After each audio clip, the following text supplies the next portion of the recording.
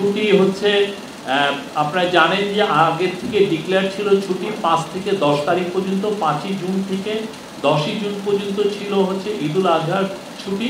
কিন্তু দেখা যাচ্ছে যে ওয়েডনেসডে অ্যান্ড থার্সডে, যেটা জুন 11 এবং 12, অনেক ক্ষেত্রেই সেইটাকে ছুটি ঘোষণা করে 17ই মে এবং 24শে মে এই দুইটা দিন, দুইটা স্যাটারডে সরকারি কর্মচারীরা বা যেগুলো আধা সরকারি বা অটোনোমাস এখানে যারা কর্মচারী আছেন তারা এই দুই দিন কাজ করবেন, বিনিময়ে 11-12 তারিখে এই ছুটিটা মোট 10 দিন, মোট 10 দিন ছুটি, যার ফলে যেটা 11-12 হওয়াতে আপনার 13-14 তারিখ উইকেন্ড, তাহলে মোট ঈদুল আজহার ছুটি হবে 10 দিন।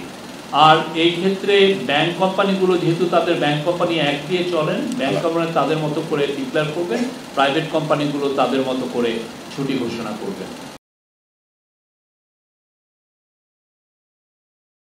ওয়ালটন আবারও মিলিনিয়ার অফারে ওয়ালটন ফ্রিজ কিনে আপনিও হয়ে যেতে পারেন মিলিয়নিয়ার। মিলিনিয়ার ছড়াছড়ি দেশ জুড়ে, এটা শুধু ওয়ালটনই পারে।